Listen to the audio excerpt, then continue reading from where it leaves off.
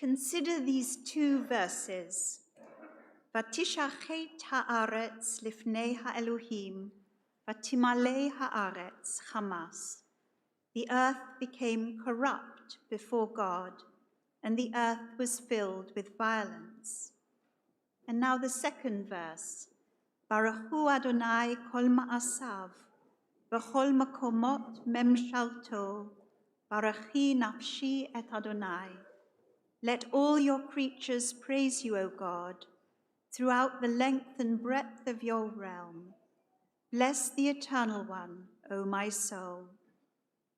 The first verse comes, of course, from your Torah portion, which you have just chanted so beautifully, Freya, the very beginning of the story of Noah, in which, as we heard, unchecked human violence is the cause for the destruction of the earth. The second verse is from the Haftarah, read equally beautifully by Harriet. It's a hymn of praise to God, who is merciful and gracious, who fills our lives with goodness, and whose love rests forever on those who stand in awe of the divine presence. The first verse evokes a world that is dark and filthy, earth that has become one immense landfill, full of things that human beings have used and discarded, atmosphere that is thick with pollutants that have become health hazards, transport, industrial fumes, and other toxic substances.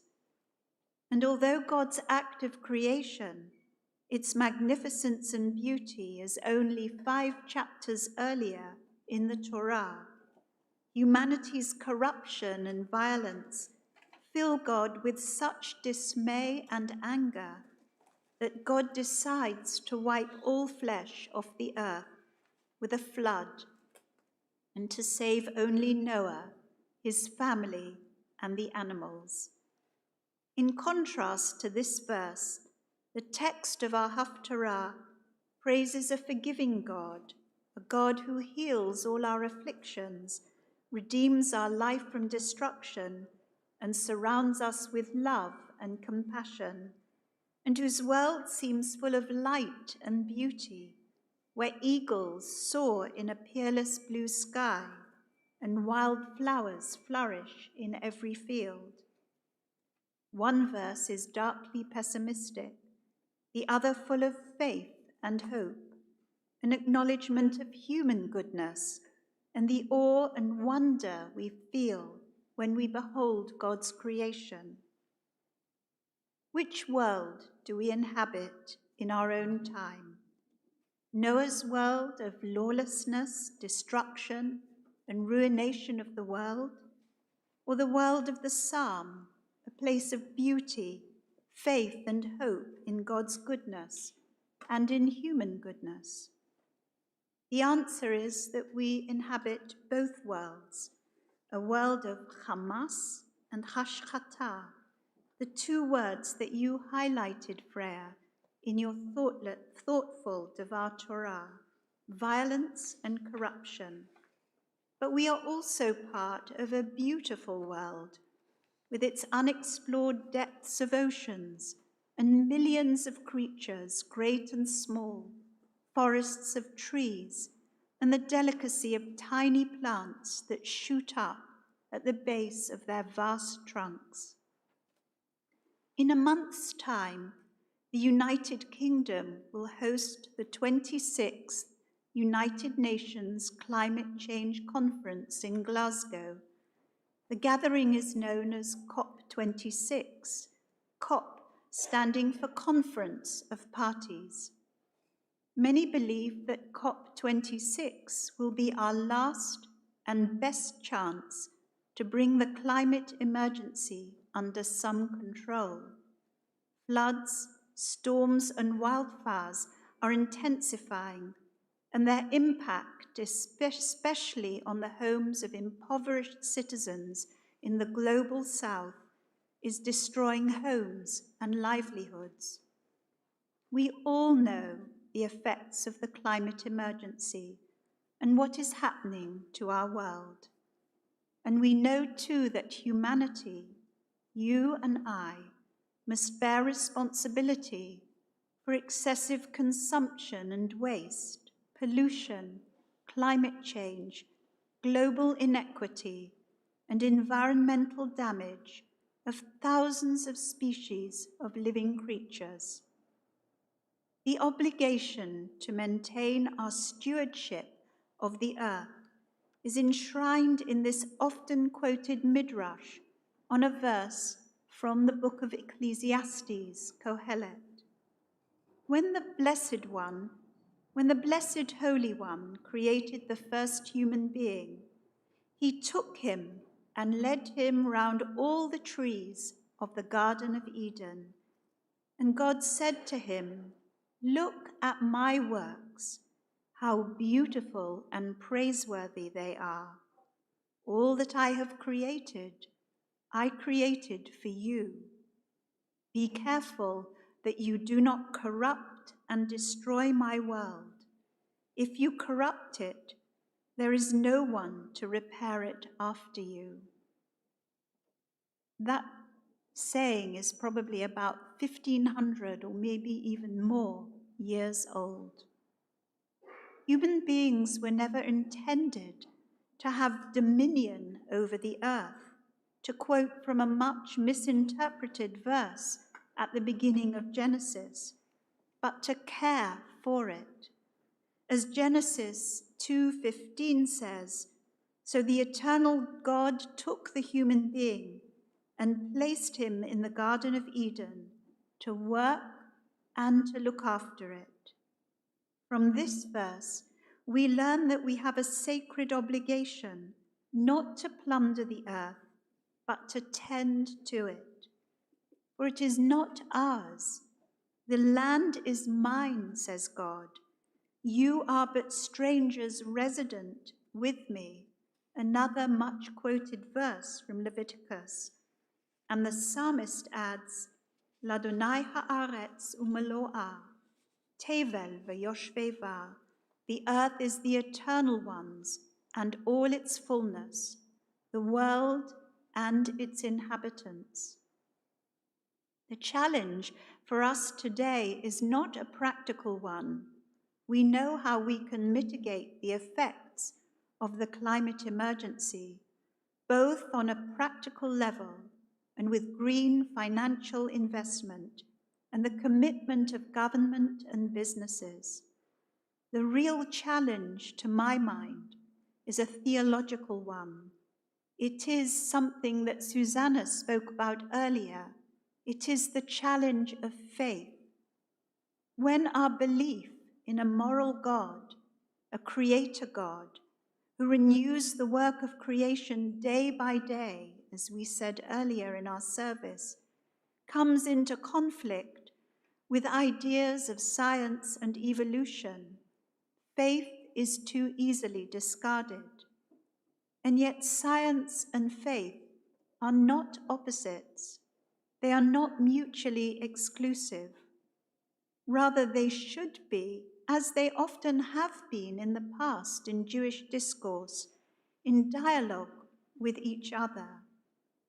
As Jacob Ruderman, in his illuminating examination on the interaction between Jewish culture, medicine, and science during the age of the scientific revolution, states, when science is no longer linked to an ideology that makes claims to truth, challenging those of the Jewish faith, but rather is viewed as hypothetical and a contingent way of describing the physical world, a new coexistence between the secular and the sacred, between scientific pursuits and Jewish religious thought, even mystical thought, can successfully emerge. In other words, religion and silence do not exist in separate silos, one extinguishing the other by its exclusive claim to the truth. Rather, science, must remain subject and open to dialogue with religious and philosophical thought about the created world. We need to find a less oppressive and more liberating relationship between science and religion. We live in an age of deep skepticism, at least here in the West. I don't think we will find a way to mitigate the disasters of the climate emergency until we rediscover a creative dialogue between the mystery of the universe and our wonder of it, and the materialism of scientific thinking. Liberal Judaism does not ascribe to creationism, but how do we cultivate in ourselves and in our children a profound sense of awe and wonder at the beauty and magnificence of the created world? How can we teach our children to have faith in that mystery and not invest all their faith in the technological, consumerist, and material world? It is not about denying the theory of evolution or subscribing to creatio et ex nihilo, creation from nothing by a creator God. It is about acknowledging something greater than ourselves, something deep within us, a mystery that lies at the heart of creation, and above all, a profound sense that we are part of creation. We are not separate from it. That is what is meant by our kinship with the created world. Yes, we are its tenants, stewards, placed here to care for it, but we are also part of the family of creation. For what are our bodies made of? Oxygen, carbon, hydrogen, nitrogen, calcium, and phosphorus. This is what makes each of one of us part of the created world. Prayer. It has been such a pleasure to be part of your journey towards your bat mitzvah, together with Susanna. You are a gifted and thoughtful person, and I know that you are passionate about drama and swimming, netball, tennis, and dance, and art, lots of art. And you are outstanding at all of these. But even more important, you are a delightful, curious, and loving individual with the capacity to make others laugh, and you possess a loving nature towards your family and friends. As Susanna said earlier, great minds think alike here. The Hebrew name your parents chose for you is Ahava Emunah. Ahava meaning love, and Emunah, of course, meaning faith. They are beautiful names, and they belong to a beautiful person. And these names embody precisely what I've been trying to say over the past few minutes, that we can only change the direction of our climate emergency when we turn away from indifference and neglect and embrace our sister Earth with love and an acknowledgement of the mystery of creation with faith. Today, all of us are reassured that the world will be in the hands of people like you, Freya, sensitive, thoughtful, morally responsible, caring, and at the beginning of your Jewish journey of faith in the mystery that lies at the heart of all our existence. Baruch Hu Adonai, Kol Ma'asav. Let all God's creatures praise you throughout the length and breadth of God's realm.